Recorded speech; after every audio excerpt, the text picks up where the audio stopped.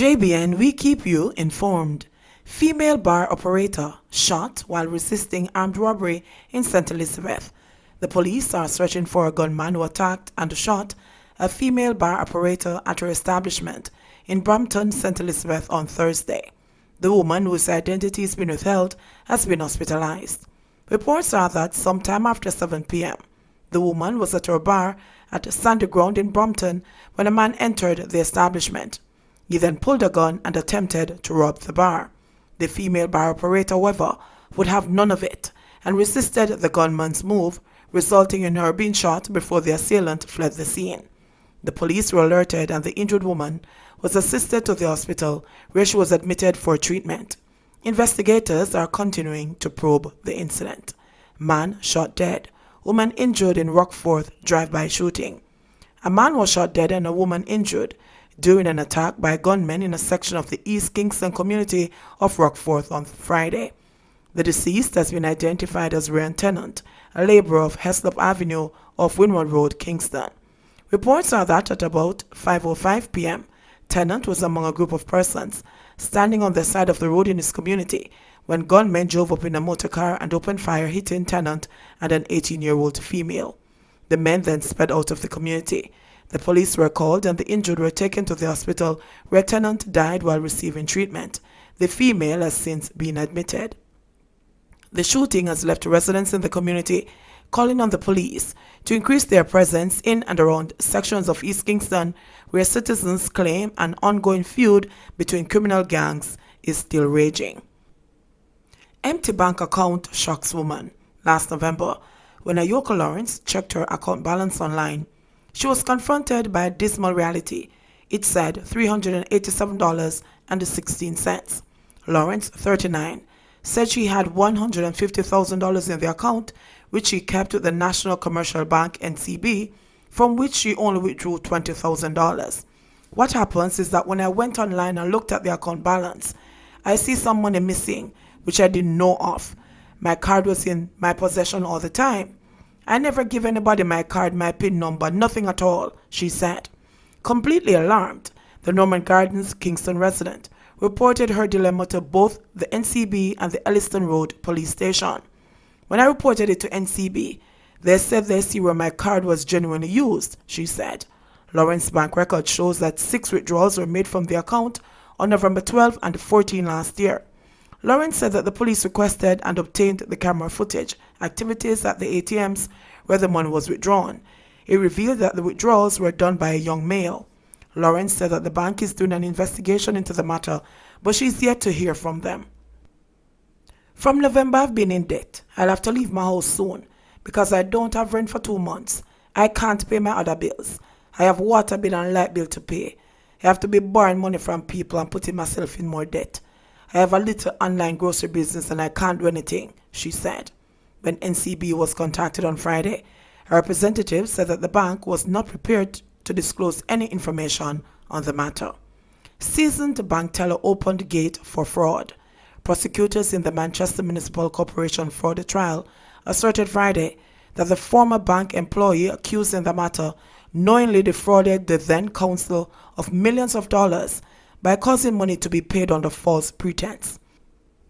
The Crown charged that the accused Radcliffe McLean caused, between January 1, 2015 and December 31, 2016, the sum of $2 million to be paid out through check encashments to persons other than the payees stated on the checks.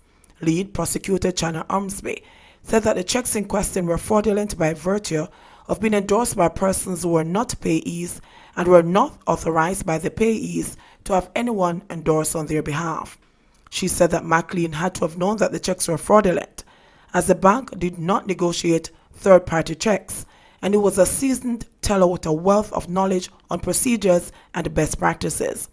The prosecutor made specific reference to a check that only had the signature of one signatory from the corporation, and according to a bank representative who was called to the witness stand, 2 signatories were needed. Ormsby said that McLean facilitated the encashment of multiple checks in one day and was not acting in good faith or in accordance with the Bill of Exchange Act. As the Crown completed their responses to the submissions made by the defense, there were concessions to 6 counts. 16, 17, 19, 22, 24, and 31. Prosecutors say count 16 in relation to accused Myrtle Elliott did not have enough evidence to substantiate the claim, and that count 17, also in relation to Elliott, was already incorporated in count 18. Count 19, in relation to co-accused Tasha Gay Goldburn Elliott, was earlier removed. Presiding Judge Anne-Marie Granger is expected to make a ruling on the no-case submissions when the matter continues on Thursday, January 30, in the Porous Court. Archbishop Gregory suggests new admin for CMU. Anglican Archbishop of the West Indies, the Reverend Dr. Howard Gregory, said that everything should be done to safeguard the credibility of the Caribbean Maritime University, CMU, as well as its programs, warning that it may be necessary for resignations to take place and for new administration to be put in place. However, Gregory said that before such actions are taken, the country should await the tabling of the full report expected on Tuesday to determine whether the weaknesses are at the institution so that corrective measures can be taken. Roger Hines and another member of the CMU Council resigned last week, while the registrar of the institution had indicated from December that she would be stepping away from the tertiary body. His remarks come against the background of the findings of a special audit report on allegations of malpractices at the CMU by the Auditor General's Department.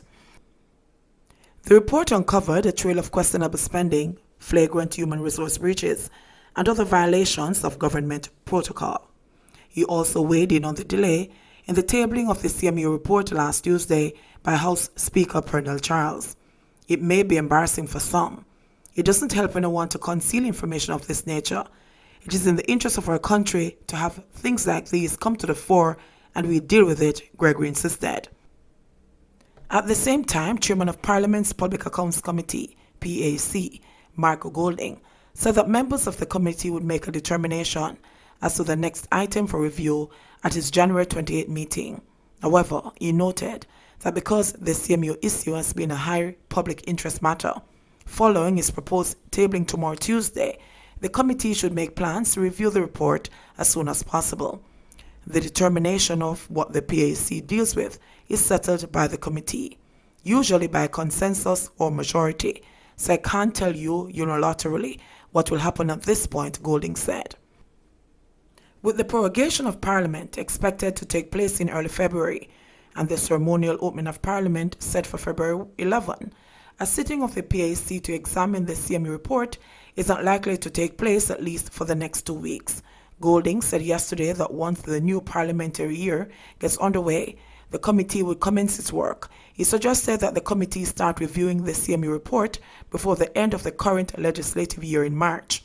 He cautioned that any attempt to prevent the PAC from reviewing the CMU report would have diverse political consequences for the government.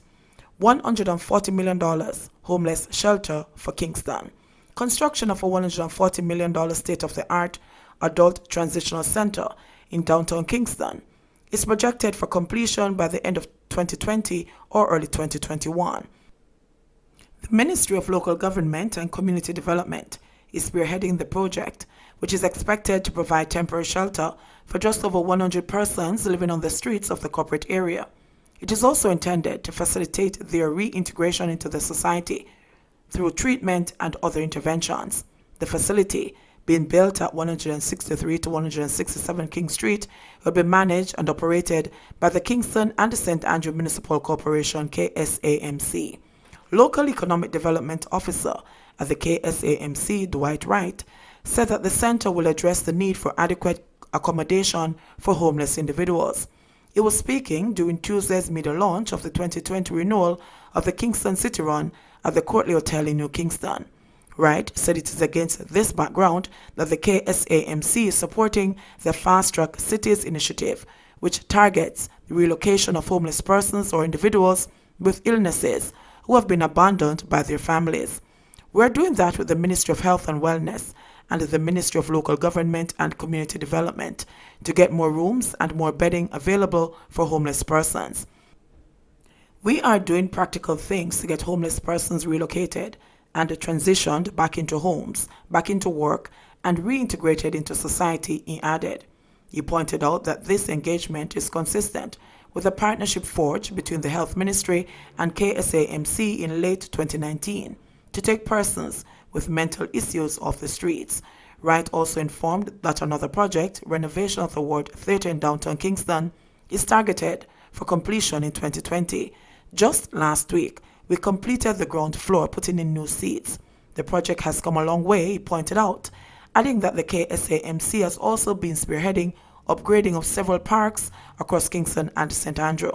The 8th annual Kingston City Marathon comprises a 5K, 10K, half marathon, and a full marathon, which will be staged at Emancipation Park over the weekend of March 13 to 15. Proceeds will go to 5 non-profit charity organizations catering to the homeless and underserved persons. These are the Mary Atkins Night Shelter, Missionaries of the Poor, Food for the Poor, Open Arms Development Center, and Alpha Institute.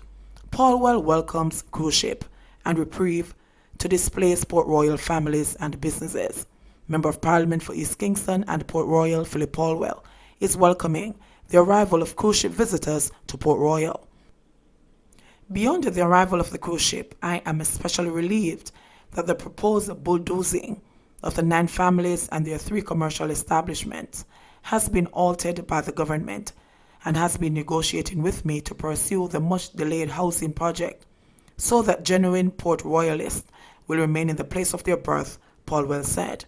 He is also expressing thanks to the Port Authority of Jamaica, PHA, which responded to the request for infrastructural work in the area to be completed in a reasonable time.